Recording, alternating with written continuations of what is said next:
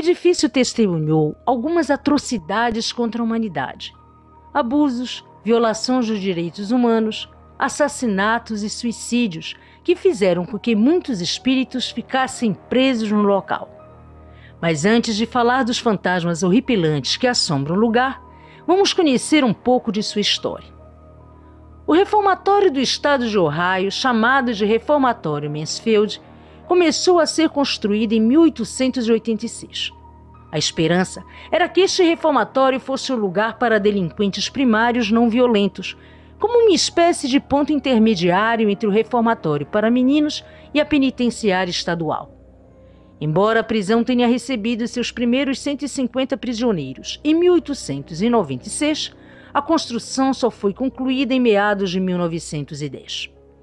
Não demorou muito para que o reformatório se desviasse de sua intenção original. À medida que a população criminosa aumentava, prisioneiros com crimes violentos e crimes em série foram colocados lá. O lugar ficou superpovoado. Quartos destinados a um único ocupante agora comportavam 3 residentes de cada vez.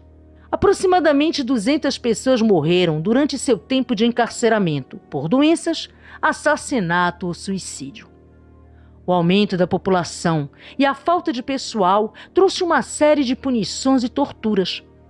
Detentos mal comportados eram enviados para o famoso hole, buraco em português, uma espécie de solitária.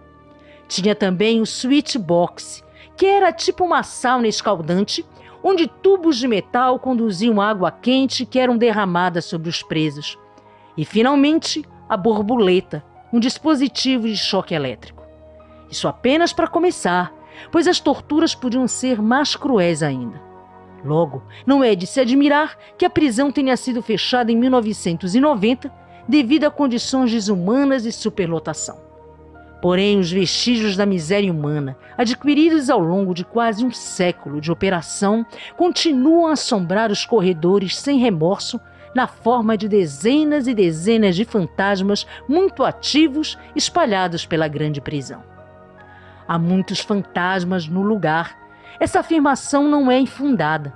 Há uma tonelada de evidências documentadas de equipes paranormais profissionais que investigaram o reformatório.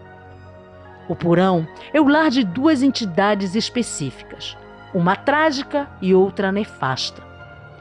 Segundo contam, um menino de 14 anos foi espancado até a morte no porão. Sua sombra é vista se esgueirando pelas paredes e pelos cantos escuros, como se ele estivesse sempre fugindo. Já o fantasma do outro residente do porão é inquietante e maligno.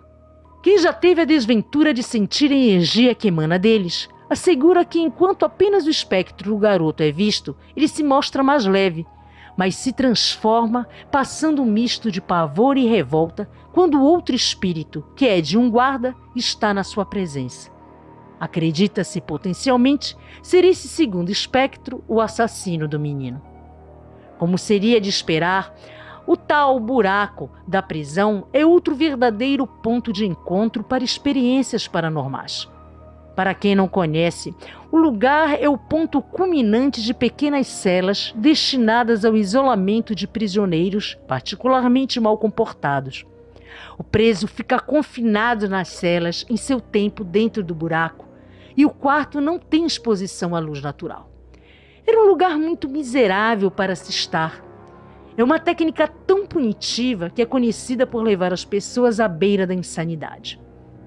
Uma das histórias mais perturbadoras sobre essa solitária conta que 100 prisioneiros foram enviados para o local em um espaço que era destinado para apenas 20 detentos.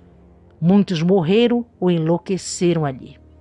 Hoje, pessoas que entram no tal buraco experimentam náuseas, pontos frios, têm dificuldade de respirar e incríveis sensações de desconforto. Já quem visita a capela santuário costuma sentir como se houvesse algo pairando nas sombras e tem a terrível sensação de estar sendo observado. Alguns relatam que sentem um ódio imenso e têm desejo de machucar quem estiver por perto. Ironicamente, este espaço já foi usado para execuções, apesar da aparência religiosa e de ser chamado de santuário. sendo esse espaço considerado o local mais assombrado de todo o edifício. A sala da cadeira é provavelmente um dos locais mais estranhos e sufocantes do reformatório Mansfield. Você está andando por um corredor e olha para a direita, e lá está a sala, sem janelas, com uma cadeira colocada no meio voltada para você, como se alguém estivesse te observando. Dizem que uma entidade muito escura vive ali e prefere que a cadeira fique no meio da sala. Se você movê-la, pode esperar que logo ela volta sozinha para a posição original. Contam que alguns anos atrás, uma pessoa se sentou na cadeira e ficou provocando o espírito maligno que habita a sala. Ela gritava com ele, incitando-o a se manifestar. Algum tempo depois, essa pessoa sofreu terríveis arranhões nas costas, sendo essa uma das únicas manifestações físicas das assombrações que se sabe até hoje. Pessoas relatam que ao entrarem na sala não se sentem confortáveis e têm a impressão como se alguém estivesse encarando-a de forma intimidadora e mandando ela dar o fora dali. Claramente, quando se está em uma prisão, existe uma curiosidade de entrar nas celas. E sem dúvida que elas são o local mais desconfortável e aterrorizante de toda a prisão. Afinal, era ali que a maioria dos prisioneiros viviam a maior parte de suas vidas miseráveis depois de encarcerados. Essas pequenas celas estavam sempre superlotadas e eram realmente um lugar indigno, onde as pessoas viviam existências de muita miséria. Suicídios e tragédias eram comuns no lugar. Em 1930, ocorreu um grande incêndio, matando 330 pessoas e ferindo gravemente outras 200. Aqueles que sobreviveram foram confinados a um sótão quente e lotado, coberto de queimaduras dolorosas, que, com base nas condições, provavelmente eram propensas a infecções. Embora houvesse muitos suicídios no prédio, 2 deles são infames. Um foi o de James Lockhart. Acredita-se que Lockhart era menos violento do que seu companheiro de cela e detentos vizinhos, por isso vivia sofrendo bullying e ameaças de torturas e morte.